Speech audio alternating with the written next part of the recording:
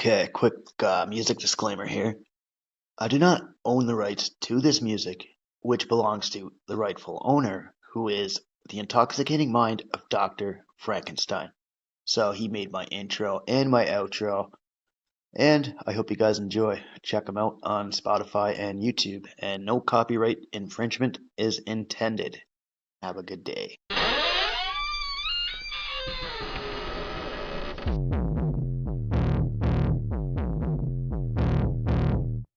A clear choice of good versus evil, of right versus wrong.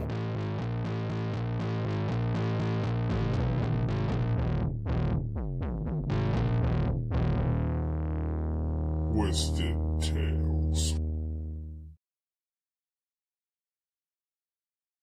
Due to some violent content, parental discretion is advised. Welcome back, folks. We're just fucking around here. So, we will finish part of Bundy's Colorado killings and all that, because I went pretty deep in this, and Josh actually sent me some notes on this, and we're collabing. Hell yeah, this is great. We're gonna I do really Bundy in Colorado. It's coming. Then we still got to do his Florida shit too. He's fucking killed a lot of people. Christ, he's gotta stop killing so many people. Make it more work for all of us. You know what I mean? That's probably what the cops thought. They were like, "Can this guy stop killing so many fucking people?" You know? Well, I mean, even at like one point there, they had no idea who the fuck was doing all this, and like they just had to wait until he killed somebody else to be able to fucking investigate that, right? Horrible as that sounds. Yeah, they're like, hopefully this guy kills another person soon. That's more what it was like. So we can figure out who the fuck he is there. Well, I mean, it's not like they fucking like went state by state and kept information with each district and stuff. Yeah, they weren't smart back then. No, nobody was. Nobody's smart now. No, pretty much not. It's like idiocracy. Technology's good. For the most part. Yeah, it's pretty good, really. So, ladies and gents, tonight's tale, we'll just finish up Colorado and one of his victims on this one.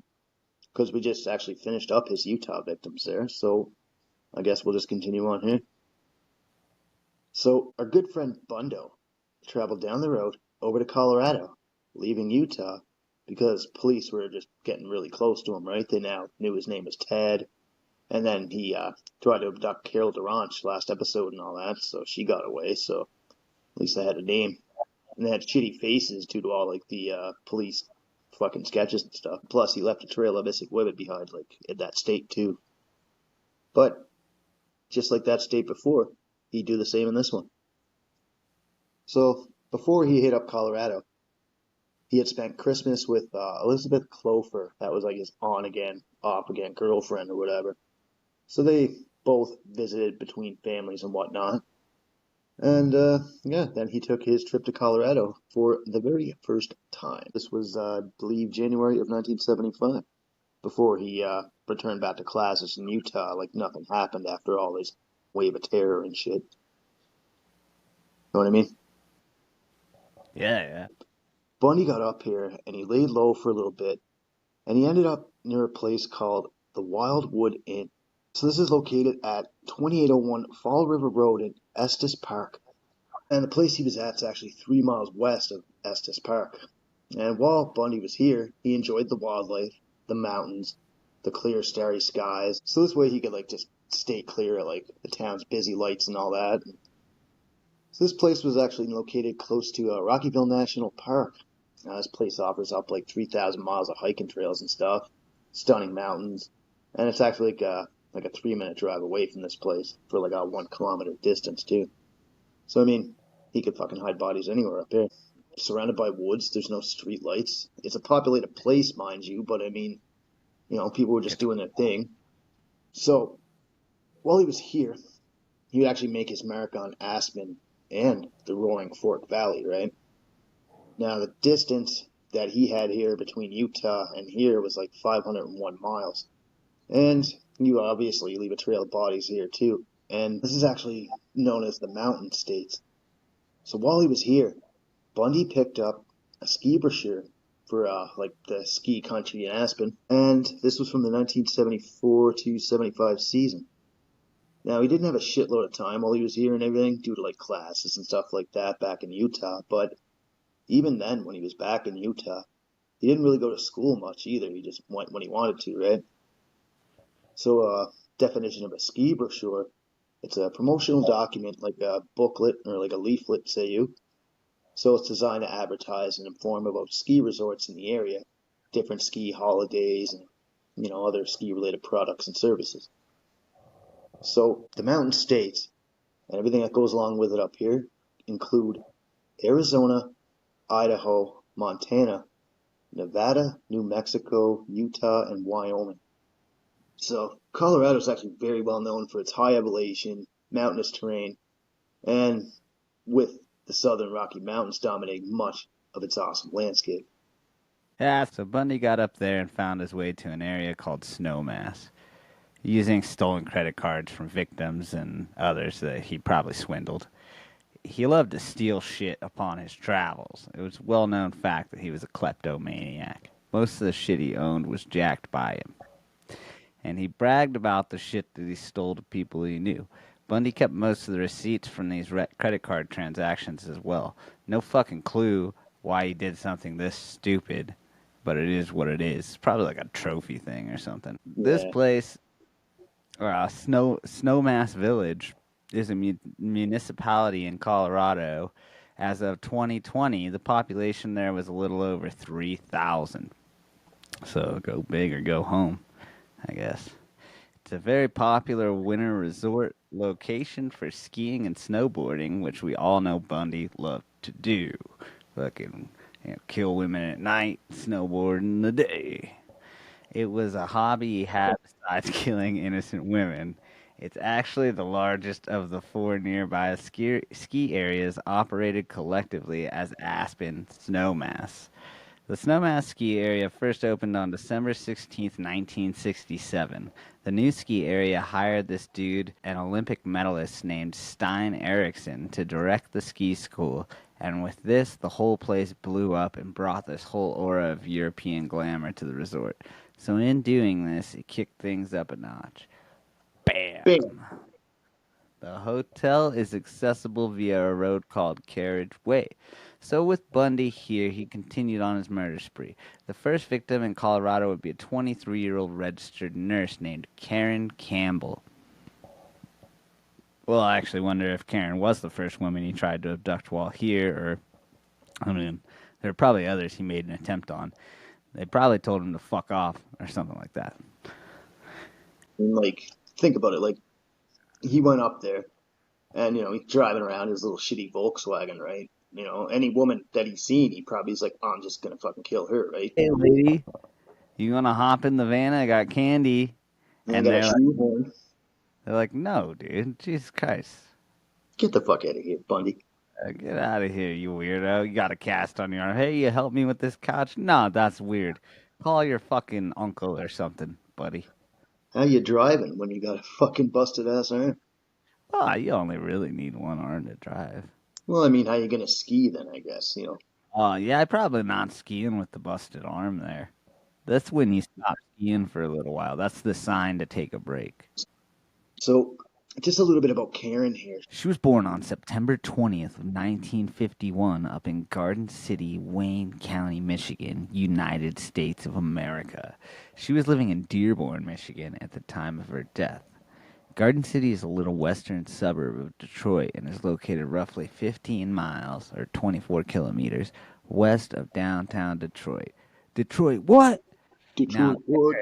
Was 5'4" tall and weighed a mere 105 pounds, which means she was not a large person.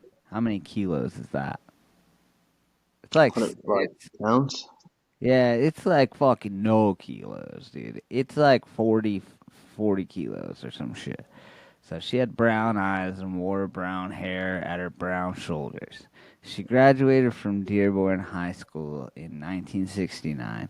This is a public high school located at 19501 Outer Drive, Outer Doctor West, Dearborn, Michigan. Outer Drive West. Outer Drive West.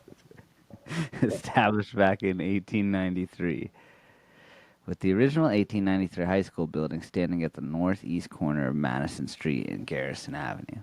An auditorium and a gymnasium unit were added to the east of this structure back in 1920, and their school motto was always in the lead.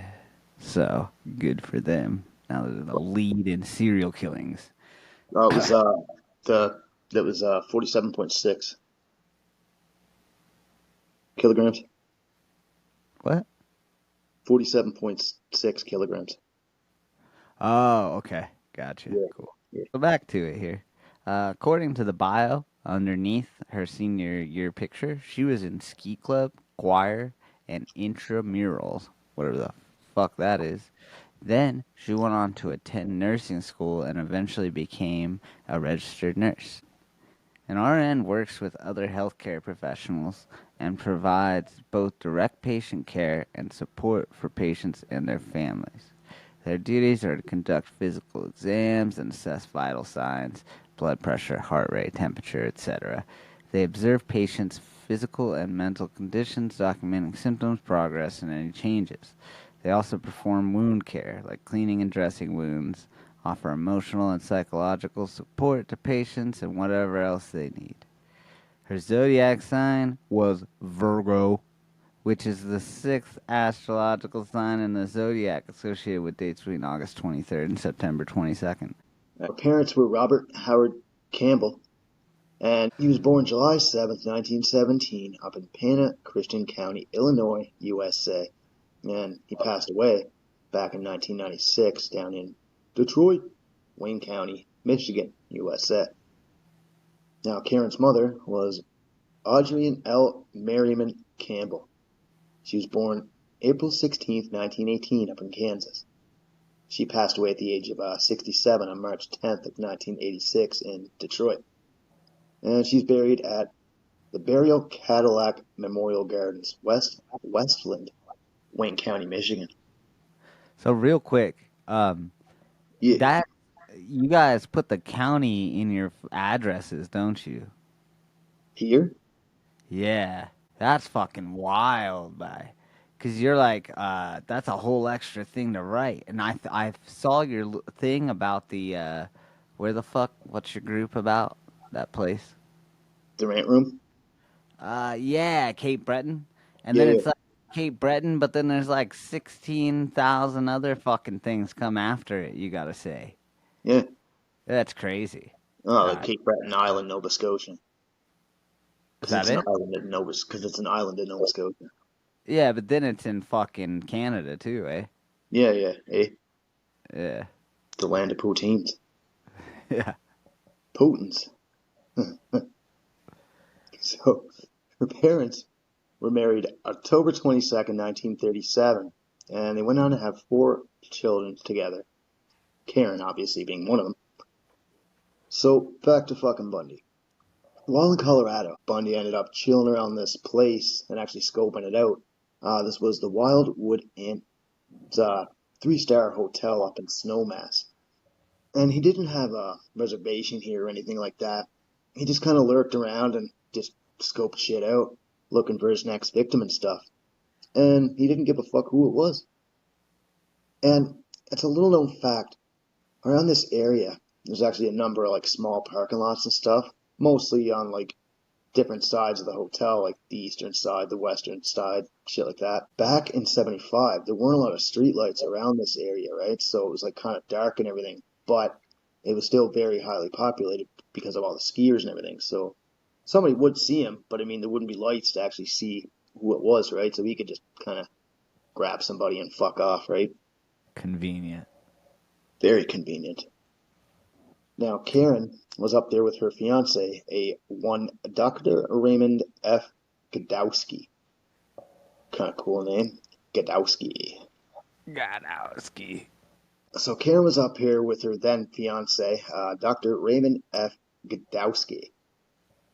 So they went up to the Wildwood Inn to begin this whole 5 days of skiing lessons. Now the couple had arrived at the Wildwood Lodge, was it January the 11th? So this would have been on a Saturday of 75. Now they traveled from Michigan to the Wildwood up in Snowmass Village. And actually, they weren't just going here for skiing and stuff, Josh. They were actually doing this whole medical conference too originally. Then it kind of turned into a ski trip for them. Maybe they were learning how to pizza stop and stuff. Amazing. Very amazing. Now, medical conference here. It's a formal gathering where healthcare professionals share knowledge and their advancements in medicine. So, like, these whole events include like presentations, like workshop, slideshows and shit like that, Yeah, discussions on the latest research, yeah, big. and yeah, They're just trying to tell you about their new drug. yeah, like Ritalin or like Yeah, clonazepam. yeah. You need to get the kids on this. This is the new one. Fucking edit. Yeah. See, this is the updated version, right? Like, here you go. You don't want to give Billy these, give him these. But I mean, it Edit. just helps with like clinical practices and technologies with like the medical field and stuff. Now, the two were actually co-workers at one time too. Ray was actually a divorced cardiologist. He had two kids. Gregory, this dude was 11, and Jenny, she was 9 at the time of 75. There, I'm sure they're older now. So the two had been living together for around a year before she like went missing and killed and everything. They're actually residing in a place called Farmington, Michigan. This is a city in Oakland County. So Farmington's actually located roughly 20 miles or so, or I guess I can give you the Canadian fucking distance, 32.2 kilometers from downtown Detroit. So her fiance was a Farmington Hills doctor at the time of this trip. Now, a little bit about Raymond here. Raymond was born on June 19th of 1943 to parents Raymond A. and Virginia Godowski up in Detroit. So during his life, school life and everything, he graduated from Southfield Public High School in 1961. The high school is located at 24675 Lazar Road in Southfield, Michigan. So after this, he graduated there. Then he carried on to Michigan State University in 1965 down in East Lansing, Michigan, a public land grant research university founded in 1855, and then to Chicago College of Osteopathic Medicine in 1969, a Midwestern university located in Downers Grove, Illinois. This college blends the art and science of medicine. It offers up modern patient-centered education with expert mentors, advanced technology, and hands-on experience. Established in 1900, so it's 125 years old. It's pretty old for being in the U.S. It's the fourth oldest medical school currently active in the state of Illinois. While here, he trained in internal medicine, completing his cardiology fellowship in 1978. Well, I mean, like if it was 1878, he'd be a lot fucking older. Yeah, that's crazy. So, her loving fiance had a little nickname for her. He called her Cams, like a set of yams. The two loved each other very dearly, but the couple did argue a little bit, as per some witnesses. They were arguing about wedding dates and shit. I guess old Godowski wasn't in a big rush to get married, which upset her. But I get it. He was divorced and shit. But the two made it work and carried on with their trip as they purchased 5 days of ski passes.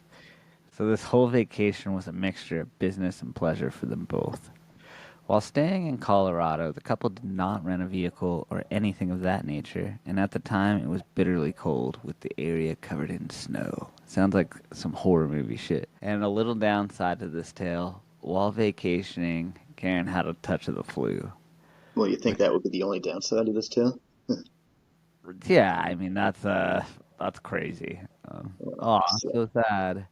So she had, it's a contagious respiratory illness. That's it fucks up your nose and throat and lungs. It causes a mild to severe illness, and sometimes people die. dun, dun, dun. Despite this, Karen was still able to take his two kids Gregory and Jenny out for a fun-filled day of skiing lessons and sightseeing the following day after they arrived. So skiing lessons are instructional, you know. You're like, it's like that scene in South Park where they're like, you know, you want a pizza, or, you know what I mean? Or like Hot Tub Time Machine. Tips fucking down. Yeah. Yeah, it's 'cause you're gonna have a bad time if you don't do it right. But anyway, so yeah, basically these are classes on how to ski. And sometimes if you don't ski right, you get all fucked up, and you're like, and then you get buried in a fucking avalanche, like avalanche, and you're like, no, and then the snow buries you alive, and then nobody ever finds you, and you die. Or you can hit a tree like Sonny Bono.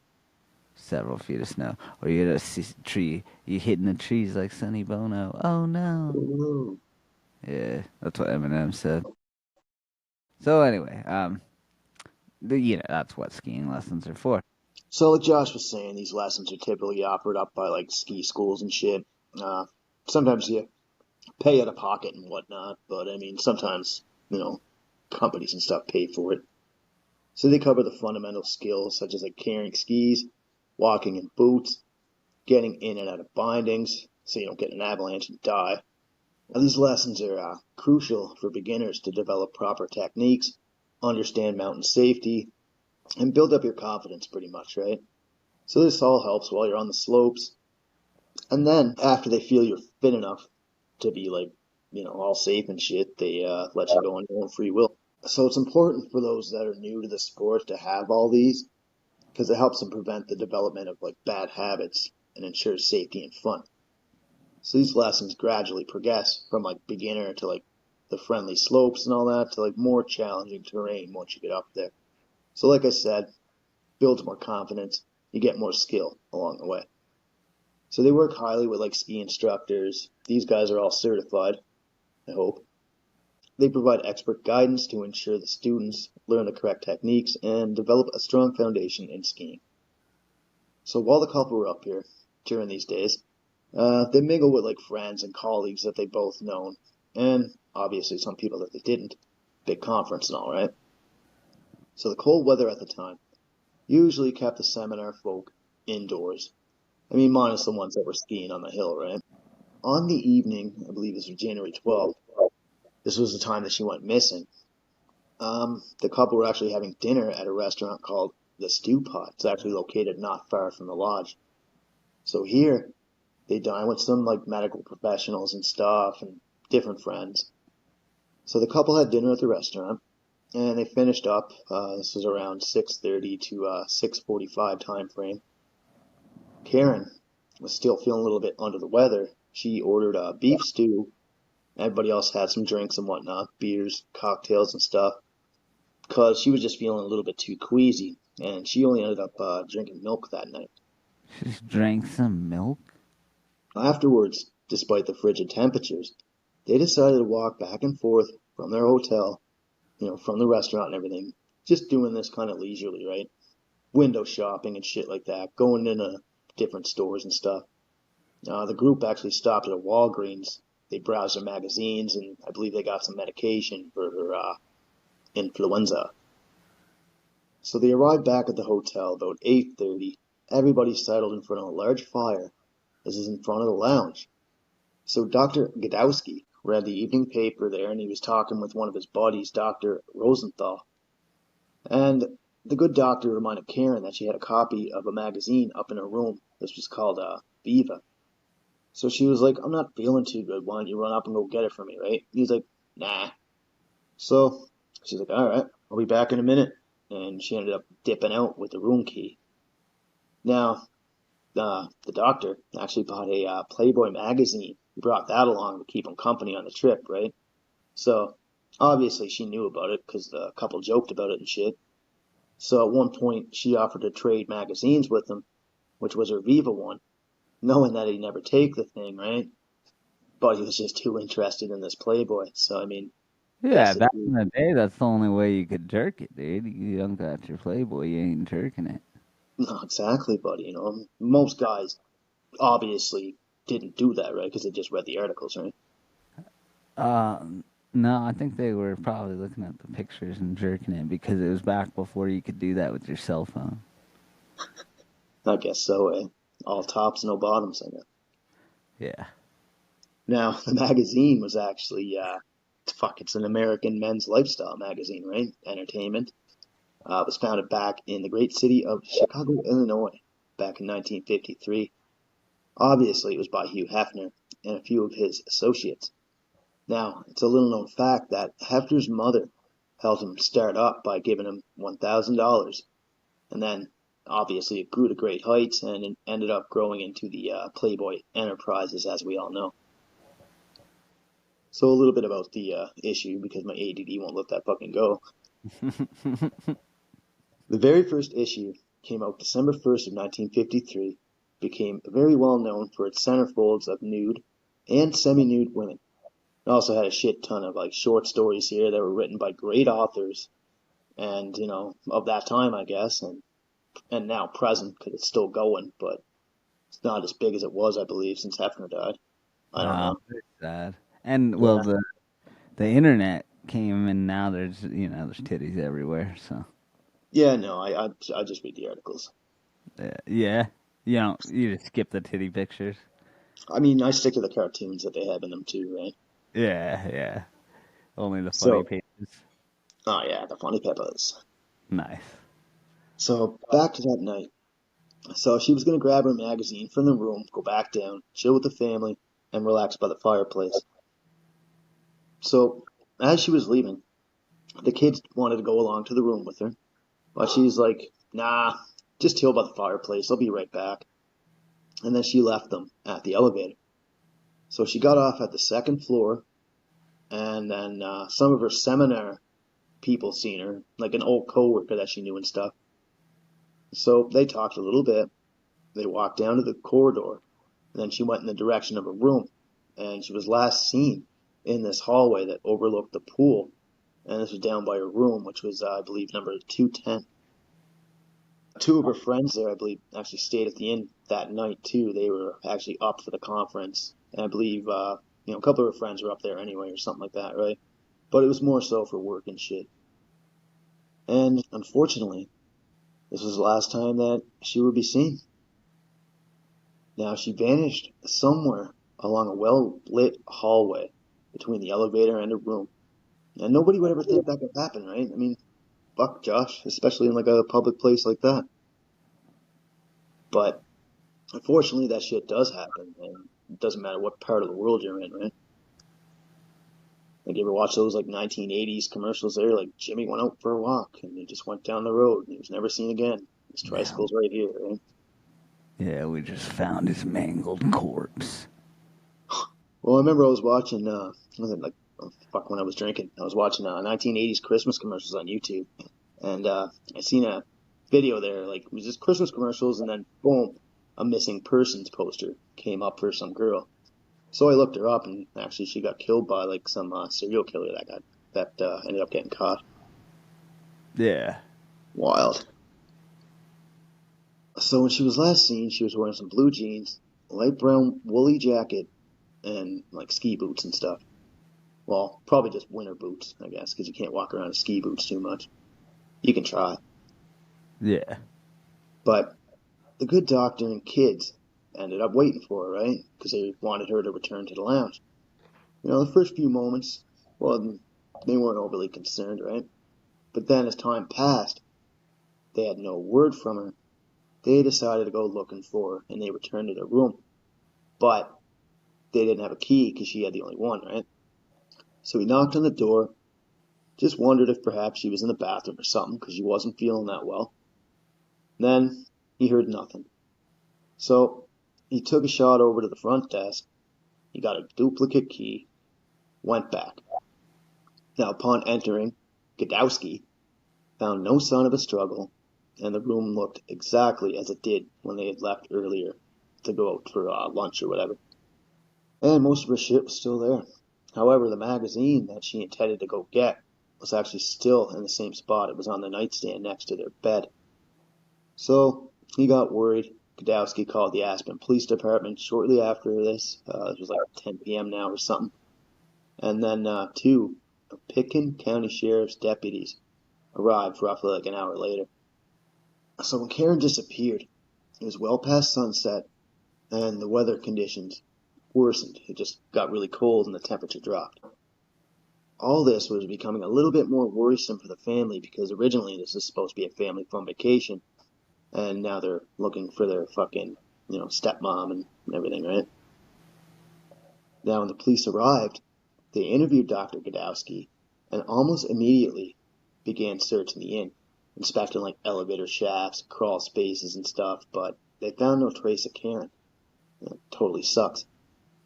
But one of the responding officers even assured Raymond that she'd probably show up later, right? She probably went to the bars or something, eh? Like, she'll be back when the bars close. Raymond obviously disagreed with this, because he knew that her disappearance was extremely out of pocket for her. Now, at the time, she was suffering from the flu, like we mentioned, and she also turned down the chance to drink cocktails while they were having dinner with friends. So, like, she did the whole milk does a body good thing, right? Now, for her to fucking go drinking and fuck off, it wasn't true. And the idea is that, she had run off to a bar without telling him. Didn't make any sense to him, right? Yeah, and if she would have just had a drink, probably she would have never got kidnapped. Maybe, maybe she would have just stayed and chilled, right? Yeah. I don't know. Maybe the guy could have went and got the fucking magazine for her, right? Yeah, and the What? Playboy too, and then they could have looked at that together. Yeah, Yeah. relationship goals. Yep. And it was just pretty unlikely that Karen actually made it to her room to begin with, right? Because she wasn't in the room long enough to pick up that magazine or everything. So either way, like, we all know that it was Bundy who intercepted her somewhere between the elevator on the second floor and the door to her room. So the next day, this was January 13th of 75, uniformed members of the Sheriff's Department had conducted an extensive search of the building, all the grounds nearby, and the whole Wildwood Inn, right? I believe they had like 140 rooms, so they came up with nothing. They got a bunch of background information. This was obtained on all employees of the Wildwood. They checked against the NCIC, which stands for the National Crime Information Center. So they wanted to see if there was any reported criminal records locally in and at a state, but no leads were developed. And in addition to staff, investigators obtained complete lists of registered lodgers in the general area of Aspen around the time that she was last seen, and they started back on January 10th, so they backdated it. They also took passenger manifests from Denver to Aspen, and then there were only 2 commercial airlines that served the area at that time. So they threw up her picture down there, right? If anybody sees her, give the police a call. Now, they had some other detectives here that did extensive background checks on Dr. Godowski and that Alan Rosenthal. That was one of his buddies. So they also did Campbell's old boyfriends, some male friends, some co-workers, other acquaintances. And that too came up with nothing. And that Rosenthal dude, I believe he was the dude that they went to the stew pot with. So, like I said, a colleague of the doctor, I guess. Now, Dr. Godowski had been cleared, and he was found to have nothing to do with her disappearance. Rosenthal and Godowski actually were polygraphed too, and they passed with flying colors. As the investigation went ongoing, police interviewed more than 100 people. They came across no evidence that would indicate that anybody was involved in her disappearance from the hotel or anything like that. By January 15th, detectives were fairly certain that the young nurse hadn't left Colorado by any form of commercial transportation. Police also had checked out all the area's medical facilities, surrounding hotels, inns, and other resorts, and no unnamed young woman that matched Karen's description had been admitted or checked in. Karen's skis were found left behind in her room. It is strongly believed by those that knew her that she would never have wandered away on her own, and because of the harsh weather. After Karen disappeared, Dr. Godowski stayed behind at the Wildwood Inn for a week with the hopes that she would somehow return to him. But sadly, that never happened, and he returned home to Michigan with his 2 kids. After weeks of combing the general Aspen area, investigators determined that there was no evidence pointing towards Campbell having met with foul play and called off their search. In the next few weeks or so, an investigator named Fisher reached out to Campbell's family and got a hold of her dentist. Then they got a hold of her dental records and x-rays from a dude named Dr. Richard H. Mentzer of Dearborn, Michigan. And when you consider Ted's modus operandi, it's likely that he purposefully parked his bug in the most out-of-the-way spot that he could find. Now, somehow, he got her in his 1968 VW Bug and drove to Owl Creek Road, possibly by being cunning and faking an injury and pretending to be helpless. Or maybe she was pissed at her fiancé for not grabbing the magazine for her and decided to chat with Bundy a moment and decided to help the man. Plus, once Bundy got to Owl Creek Road at the time, it was covered in snow and was most likely why he didn't put a lot of effort into hiding her body.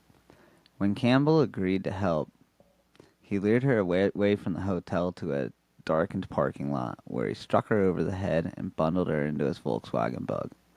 Bundy was forced to rape her in the car due to the extreme cold. When she awoke, she scratched his face up pretty badly. It was actually noticed by some of his friends upon his return to Utah that winter. He played it off, saying he hit some branches while skiing. This was a colleague of Bundy's from school. He'd seen Bundy when he got back for classes and shit. Not long after his sprees in Colorado. This dude's name was Win Bartholomew. It's a wild name. He was 2 years ahead of Bundy in law school. He remembers seeing Bundy on a Monday at school in the winter of 1975, looking haggard, with bags under his eyes and red scratches branded all across his cheeks and neck. Bartholomew recalls asking Bundy about the scratches. Have a rough date this weekend? Which is exactly what happened. Which Bundy tried to explain away in an elaborate story about being snapped by a tree branch. Bartholomew is sure that no tree branch could have made the fingernail-sized scratches emblazoned across Bundy's cheek. But sometime later, at around 9 a.m., on February 17th, a woman named Louise Oliver was driving along Owl Creek Road when she noticed that a number of birds were hovering around an area on a nearby snowbank. She went to check things out and walked over. After trudging roughly 8 yards through the snow, she looked on in horror. Here she found Karen's body face down on the dirt road just outside Aspen on the south side of Owl Creek Road, just west of Sinclair Divide. She was completely nude. There were no footprints or tire tracks found at the scene. Approximately 3.5 feet from the south shoulder of the road was a deep depression which perfectly matched that of a body, which had laid on his side, head pointing west. She was moved from where Bundy had buried her in a half-assed grave. Animals of the wild had found her and dragged her away and picked at her body. Her frozen remains had been lying there for nearly 40 days. Police were then called, and it was officially a crime scene. Upon examination of her body, she had distinctive grooved depressions on her skull, making it clear that she was beaten. Her left earlobe was slit, and she had numerous deep wounds from a weapon on her body. The young victim had suffered extreme decomposition and damage to the upper body, most likely the result of animal predation, probably coyotes, which made immediate identification impossible. An extensive search of the area by law enforcement failed to locate Karen's clothing. She was later identified, primarily via dental records, on February 18, 1975. So it's a good thing that police officer got permission from her family sometime prior to this, as it greatly helped with her identification. Karen's autopsy showed that she had died about 2 hours after she was abducted due to the level of digestion of the stew and milk in her stomach. See? The milk. Almost immediately after her body was discovered, Dr. Godowski was interviewed by a reporter, and regarding the tentative identification, he said, "That's kind of what we expected. We'll have to wait and see what happens. This endless waiting has been very difficult for everyone involved, but I hope it's not her." Police talked with him a bit more. Godowski said that he and Karen had sex on the evening of January 11th. The day after the discovery was made, the remains were taken on over to Denver General Hospital, where a pathologist, Dr. Donald Clark, performed an autopsy. After allowing the body to thaw out for roughly 24 hours, Karen's autopsy revealed that the cause of death was blows to the back of the head with a blunt object combined with exposure to sub-zero elements. She also had a cracked tooth and suffered extreme tissue damage in her face, head, and one of her arms due to exposure to wildlife, and had bite marks on her cranium. She also had ligature marks on her wrists, which pointed toward her being tied up at one point. Based on the contents of her stomach, it's strongly suspected that Campbell was killed within 2 to 5 hours after she disappeared. For some of the detectives that were familiar with the large amount of recent homicides in the general part of the U.S., it was suspected that Campbell had possibly fallen victim to the same violent predatory killer who, by that time, had already claimed the lives of at least 12 other young women in the West. At the time of Karen's murder in January 1975, Ted was a full-time law student at the University of Utah, and he was living in his first SLC apartment located at 565 First Avenue. He was unemployed at the time and remained that way until June 1975, when he got the position of night manager of Bailiff Hall at the University of Utah. He was fired for showing up intoxicated, got drunk, went to work. Yeah, it happens. So who are we to judge? So it makes sense as to why he'd use stolen credit cards and shit like that. We're not here. We're not here to edit. We're not here to judge.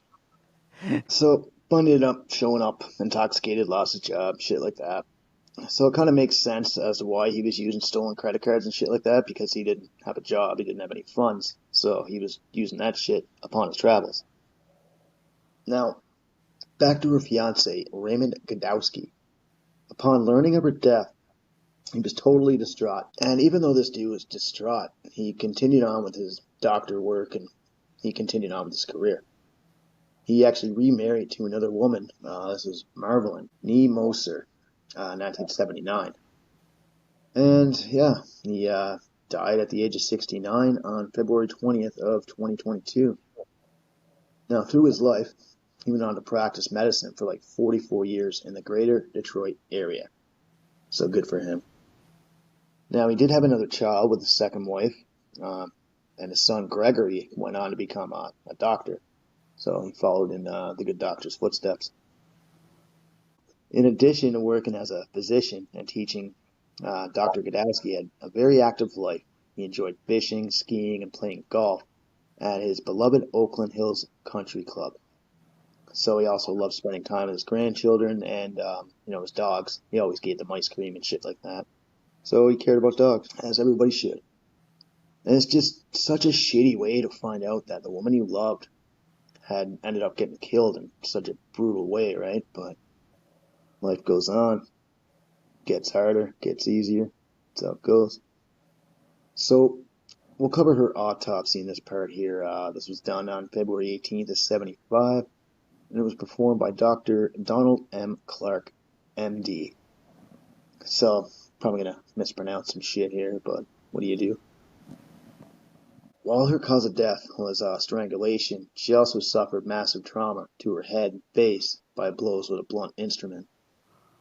Now, actually a little later on and everything here, Bundy actually confessed to Campbell's abduction, like when he was doing his whole, like, hey, I'm trying to buy more time because I don't want to fucking die in the electric chair. He admitted to abducting Campbell when she was returning to her room at the lodge. He was on crutches. He was struggling with, like, a shoe tree. This is commonly used with ski boots. So the whole ski boot tree is actually, it serves two purposes. In the leather boot days, it actually helps you carry them. And then it was used to store ski boots and then keep the soles from curling. So a shoe tree or boot is actually a device approximately the shape of a foot that is placed in a shoe to preserve its shape, stop it from developing creases, and extending the life of the shoe with a boot. Boot trees are often used on ankle-high boots and are similar to standard shoe trees, but the boot trees have a higher ankle area. So, continuing on. According to Bundy, Campbell offered to help him and was to lead Bundy over to the car and everything here. And then she was bludgeoned with the crowbar, handcuffed, and removed from the area immediately. Now, this is all done in like Bundy's fashion, right? Because that's what he did. Fucking clocked you from behind, stole you. Now, it was also, little thing with her body here was unusual for Bundy to just drop her off. Like, usually he would bury them and everything here. And law enforcement agencies that were involved immediately responded. So the whole ski lodge area was heavily patrolled. And, Bundy was still in the area with the body and everything. So he just dumped Campbell's body out pretty quickly upon seeing like the law enforcement activity in the area and stuff. So somebody spilled the beans, and he was still in action with Karen's body and everything. Yeah, the whole autopsy was just more summary of the findings here.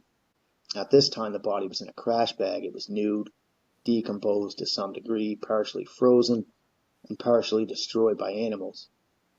Now, the autopsy started at 5 p.m., and it seemed to be that of a white female, age estimated mid-20s, height 5'5", and her weight was 100 pounds. So present at that time during the autopsy was the dude doing it, the medical examiner, and Sheriff C.D. Whitmire, and Detective Sergeant W.A. Baldridge of the Pickens Sheriff's Department. So the body showed very extensive artifactual distortion, still partially frozen at the time. There was ice around the pubic area. The abdominal wall was almost solid. And when they first seen it in the morning here, a greater portion of the body was just frozen stiff, so it was kind of thawing out this time.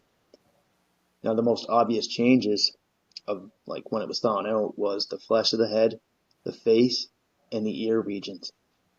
The greater portion of the neck down onto the chest here, essentially the suprasternal area down by the shoulders, and then down in the back to include both scapula, had been removed in those areas, so it was like totally almost skeletonized. Decomposition was moderate, and she had destruction of tissues, head, neck, upper chest, and this was consistent with animal destruction. So they checked out everything here. The neck was that the cervical vertebrae were not fractured or dislocated. The tissue destruction that we talked about here, also known as tissue damage, refers to the irreversible harm and death of cells and tissues within the body. So these can be caused by like physical trauma, burns, radiation, and it can just lead to direct damage to cells and tissues. So she had lacerations on the scalp and a posterior fossa skull fracture, which is a break in the bone in the back of the skull, specifically in the area of the occipital bone and the posterior portion of the temporal and sphenoid bones. Sphenoid, yeah. So this was consistent with blunt trauma. Additionally, there was a slit in her ear that we mentioned, the left earlobe. This was consistent with the laceration. Now, then they mentioned, so he pretty much beat her to a pulp, right? The level of barbiturate found was not to be a level that would cause death, and the remaining body organs showed no disease process or anything like that, no definite areas of trauma. In particular, the sexual organs showed no trauma. Barbiturates, they're like a class of depressant drugs derived from the acid and whatnot. So historically, these were actually used for anxiety and insomnia and seizures and stuff like that. Yeah. The barbiturates, they're a psycho drug. They're one of them psycho drugs. Oh, okay. You know what I'm saying? Yeah, I get you. For the crazies. They put the crazies on them. Yeah. Back in the day, they put all the housewives on them too, but then the housewives, they were like, we want rights. And then they stopped putting the housewives on the good drugs. They're lost. Making hams, basted in jello. Yeah, just hand jello, just zoned out, dude. On some good old barbiturates. Oh, yeah. The presence of acid phosphatase in the vagina would only indicate probable intercourse a short time prior to death or after death. No definitive proof in the form of spermatozoa were found. Acid phosphatase is an enzyme that catalyzes the hydrolysis of phosphate esters under acidic conditions. In humans, it's present in multiple tissues, including the prostate gland, bones, and lysosomes. In summary, the autopsy was somewhat limited due to body destruction, but based on the findings, the most probable cause of death was brain injury due to blunt trauma to the head. Only a few strands of fascia remain. Over the head, scalp hair remains for the most part, other than the frontal area where it is absent. Fascia is a connective tissue network that surrounds and supports muscles, bones, nerves, blood vessels, and organs throughout the body. The eyes are absent from the orbits. Nasal bones have been eroded. The orbital area, or eye socket, is a bony cavity in the skull that houses and protects the eyeball globe, extraocular muscles, nerves, blood vessels, and other supporting tissues. The orbit is formed by 7 bones: the frontal, sphenoid, zygomatic, maxillary, lacrimal, ethmoid, and palatine bones. These bones form the roof, floor, and walls of the eye socket. Let us break it down for you. The globe, eyeball, is the main structure responsible for vision. The extraocular muscles are 6 muscles that control eye movement. The nerves carry sensory information, including pain and motor signals, to the muscles and transmit visual information from the retina to the brain. Blood vessels supply blood to the eye and surrounding tissues. Lacrimal gland produces tears that lubricate and protect the eye. Fat and connective tissue support and cushion the other structures, and the soft tissues around the mouth have been removed. So what we're saying here with the eye thing is they ate all that shit up in there. The animals did. So it was all gone. So the left lower second molar has rather been irregularly shattered or chipped. The remaining skin shows blotching, greenish, reddish, as well as a blue discoloration. Some of these have the appearance of like bruising, or these could have been post-mortem or pre-mortem. The skin has a rather tissue paper appearance, and there are venous markings all over the abdomen and the legs and the arms. So there's also linear destruction of the skin in like a few places. Now the left hand and fingers show extensive decomposition, which has progressed to a darkish red in that it is kind of tending to leatherize. The palmar surfaces, however, remain somewhat intact, and the right hand actually shows better preservation. The orbital cavities essentially empty. The soft tissue about and within the mouth is absent, and there is no tongue. She had no tongue. Hyoid bone, larynx, or thyroid left. The trachea is actually present, but only within the chest.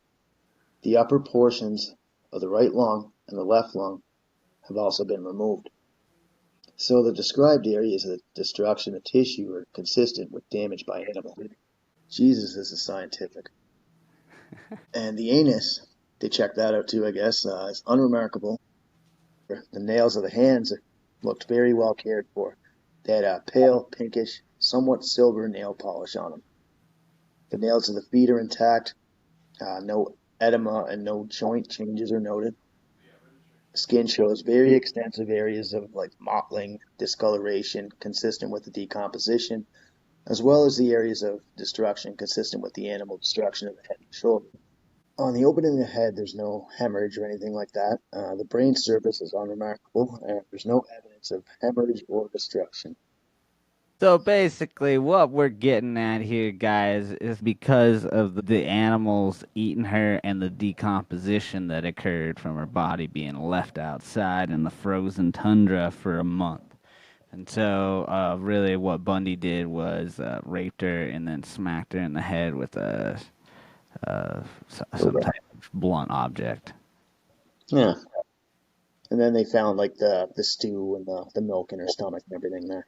Yeah, and they determined that she got killed within a couple hours of her eating. So that was a good determining factor.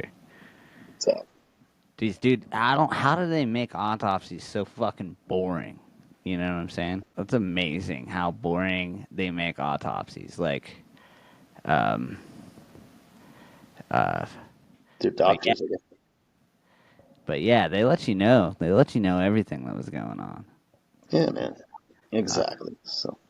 Yeah. And all the internal organs, it looked like they were fine. The bladder didn't have any urine in it. The everything else other than all the head and shoulder area stuff being just torn apart. Yeah.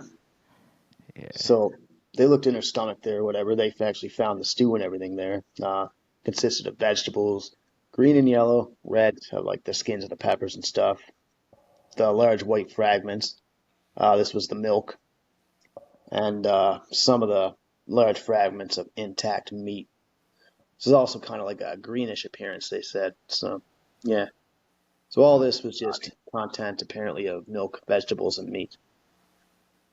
And lastly, with this autopsy, the sections examined and found to be non-remarkable. They are as follows: the heart, lung, liver, spleen, adrenal, pancreas, kidney, stomach, small and large bowel, ovary, cervix, and brain are non-revealing. Now, February 21st, they went into the whole like dental stuff here. Now, charting of restorations in the deceased teeth actually matched up perfectly with the x-rays that were supplied by the sheriffs. So, I mean, there you have it, folks. A scientific as fuck autopsy. Now, gladly moving on. Her body, the way it was found, it was just pretty much thrown out of the Volkswagen, like we said, right? And Bundy would actually spend time with his victims. This one, not so much. He would just leave them in remote areas, right? But he would also go back and have sex with them and come back and then have sex with them, clean their nails, do their hair, everything, right? Now, back to that night in question. The responding officers called Karen's description out over the radio, and patrol cars were just keeping an eye out for it, right? So they were all scattered about the whole area. Bundy's never been to Colorado before, so obviously he panicked and fucked around. Now, even that next morning here, we'll go into a little bit of detail on that. She still didn't return, so the police stepped it up a notch. Like we mentioned that they did searches and stuff, but they did this in like a far more active approach. Now, once that lady contacted police about the body, responding officers, this was Whitmire and Officer Gordon, they took police car 3581, and then they got the whole investigation underway. Now, the total time it took from the Wildwood Inn, actually, to the crime scene was 6 minutes and 27 seconds. They had this whole fucking time watch there with them. So, not a long distance. 6 minutes away. 40 days. Oh, whatever. That's wild. Yeah, like it just seemed like a whole, like, shit show of a search, man. Yeah, it's like the wandering through the desert in the beginning of the Bible. 40 years or whatever. Yeah, I'm still trying to part the Red Sea. Yeah. Now, there was even an article here during the investigation that police even said, "We don't know where she is." That was actually a quote from an officer at the Pitkin County Sheriff's Department. Well, I mean, you think they would have checked out a lot more thoroughly or something, right? Since all her shit was left in the hotel room. Her skis, her purse, Yeah. all her IDs, fucking keys and credit cards and stuff. Where the fuck was she gonna go? You know, cold out. I don't know. I don't want to walk in the cold without all my shit. Yeah, But looking at the snow. Fuck that shit. But she did meet up with Bundy, and we know how that ended up going. I mean, it sucks. I mean, because she could have just did so much more in this world, right, and helped you, right? Yeah. And despite like, what was it there? We said 100 interviews, I believe.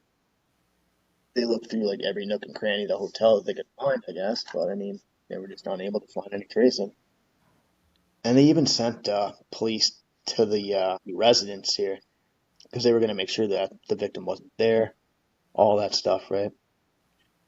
And yeah, nobody was there.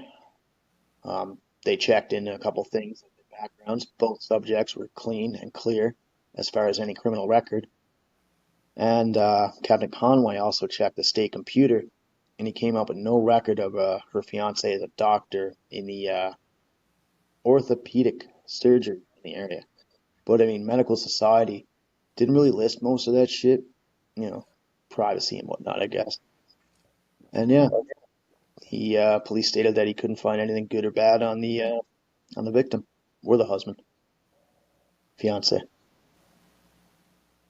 Now they did send a request back there as well to a few other like surrounding police stations from like Colorado, Michigan, a couple of those areas, just to see if there was any unidentified bodies that had came up and everything there. This was before they found her and stuff. No clue. But I mean, like, most of those places that they were going back and forth with, I think they had like 6 homicides that surrounded young women there. But that didn't include like all the missing ones either, right? And most of the method of operation had been the same too. So yeah, just cases were popping up in like California, Oregon, Washington State and stuff.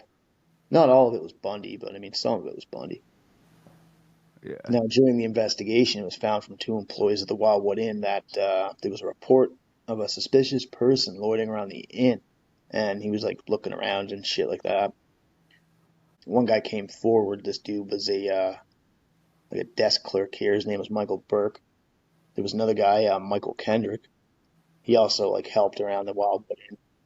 So they stated that an unidentified male Caucasian who was like kind of crashing at the Wildwood Inn here occasionally for like a couple ski seasons and stuff. But his visits slowed down because he found a place to live, right? So I guess he was just like roaming the hallways and stuff, sleeping when they couldn't find him and shit like that. And he was actually there at the inn the time that Karen went missing. This dude was about 40 to 45 years old, 5'10", 170 pounds. He had dark to medium length hair and a full beard with some gray in it. So this dude usually wore like a blue and white ski hat, and he had the clothes to match. And he wore jeans, Levi's. Now the desk, actually, they had some concerns here from guests and stuff because he was actually being around their children and stuff like that, and they were like, "Oh, this guy's fucking weird." They looked into the ex-boyfriends here. He worked up at the Providence Hospital up in Detroit, Michigan, up in the laboratory portion. So there was evidence that he had contacted her recently. He was pretty upset that they broke it off and everything, and he wanted her to marry him, and he didn't take the breakup very well, right? This was Frederick Seneca Foote, also known as Fred Foote. Courtesy of Fred's 2 feet. Flintstones. So he was a Caucasian male, 5'9", brown hair. He wore it long. So they couldn't find him like his first address, so they contacted neighbors, his landlady and shit. They all had nice things to say about him. Paid his rent on time. He was quiet and nice. The only other thing was they found out that he was recently let go from his job due to some issues and his attitude. They found his new address from like hospital records and shit, and ended up finding out he had nothing to do with the case. Now, at the time Karen went missing, too, there was a dude lurking around the inn and shit, too. He was looking in windows. And the one that reported this was Joan Higman of Edgewater, Maryland. So she's been at the inn since the fall, and she stayed in room 204.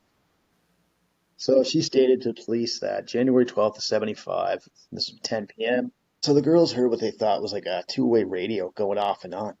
So they looked out the window. They saw a man around who was like just fucking staring right back at them from the other side of the window. And then he turned and he walked towards what they call Snowmelt Road. So they thought it was suspicious. They decided to report it. And all of this took place within like a 10-minute span. He had a yellow ski jacket on, and he was in the area several times. And it's actually possible that him and the good doctor had crossed paths at some point. And just sadly, it seems that Carrie just made the fatal mistake of pitying Ted Bundy. And in the blink of an eye, the young nurse went from fucking enjoying a vacation with her future husband to lying dead in a snowfield. But it just sucks if that's the whole tale of Ted Bundy, right? Like, police tried, not very hard, I think, but they searched like the hotel, the boiler room, ground floor area, convention rooms, storage rooms, both the male and female restrooms, telephone switching rooms. The telephone switching room, dude. Yeah, because back then you had to switch fucking channels and shit, I guess. They had an operator who would switch you over to the right line to get you to the right person's telephone. Oh, like in the rooms and shit. Yeah. Ah, gotcha. That's cool.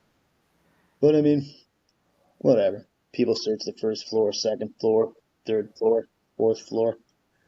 Found nothing. And even like all the staff that were put up in the lodge there, they checked their rooms too and found nothing. Inside of the vending machines. The outside of the vending machines. Yeah. And it was just a totally awesome young woman, right? She had an entire life ahead of her, but fucking one chance encounter fucked it all, right?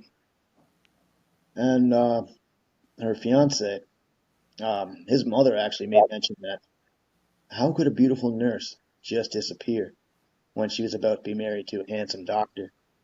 There must be a clue about it somewhere. And that was like the whole thing before they found her. Karen's father actually made a quote as well. When he learned about her death, he said, he knew that when something drags on this long without any sign, that's not good. Services for Karen were held at the First Baptist Church in Dearborn. And lastly, as we wind it up here, on January 23rd, 1989, the day before Bundy's execution, Campbell's father, Robert, actually talked to the Detroit Free Press. He said, you never really forgive someone for something like that. You just try to put it behind you. The thing I'd like to have back, I can't have. And despite his daughter's death, Campbell said he didn't feel strongly one way or the other when it came to capital punishment. He said, I'm not a vindictive person, but certainly you can't go around killing people. I suppose I approve of his execution, reluctantly, but I don't think executing Bundy will stop people from killing. And yeah, at the time, the couple, they just seemed very happy. Nothing bothered them too much, and not even like the whole 9-year age difference between them. And when Raymond passed, he was had a memorial service at Christ Our Savior Lutheran Church in Farmington. And yeah, I guess now, after all this, police would just have to try to connect all these missing women and murders to Bundy. But his time was coming. It was drawing near. I mean, fuck Josh, especially since he tried to abduct Carol Durange. So police were still actually talking to her. They were looking for Bundy to line him up for an interview, police lineups and shit like that. So they just wanted to see what fucking Bundy was all about, right? How much he was involved, and they already knew that he fucking tried to kidnap her, so yeah, Bundy dipped out. But Carol would later on play a wicked part in his arrest, his court shit. But I mean, before all that, he's gonna kill a few more women while in Colorado. And we'll finish his Colorado victims here in the next episode of Twisted Tales. Bundy's so fucking sloppy, dude. What the fuck? Yeah, Bundy was pretty sloppy at the end of her. Jeez. And yeah, like, well, me and Josh are gonna do a little bit more notes. We'll probably do something else besides doing Bundy next, but we'll do another case. Killdozer. Yeah, that's coming. Killdozer's coming, buddy. So if you don't know what Killdozer is, give me a little bit of explanation on that. Marvin Heemeyer. He was a guy who got his stuff, real short stories, because we're going to tell the story later, but he got his stuff turned off by this company that moved in front of his muffler shop. He was all pissed off. They cut off his sewer. They cut off his road to his shop. It was making him go destitute. He happened to have a bulldozer type, tractor type thing, and a bunch of plate steel and welding skills, so he welded up the Killdozer and went on a rampage through town, and it was a great time. And another tale in the books. Yeah. So yeah, next episode, we'll do Killdozer, and then we'll tie up Bundy's whole arrest, his court, him being out on bond, then his fucking jail escapes, all the publicity he got, and then his other murders in Florida. And sorry that we butchered the whole autopsy thing, but, you know, what do you do? That's my ADD. I can't help that. Josh doesn't have ADD, so he can help that. Hell yeah. And I think that's all, folks. I want to thank you for tuning into the Josh and Twisty Show. Starring Josh and Twisty. Thank you for tuning into Twisted Tales. Thank you for joining me, Josh. It's always a fucking pleasure. I love you, buddy. Thanks for having me on, bro.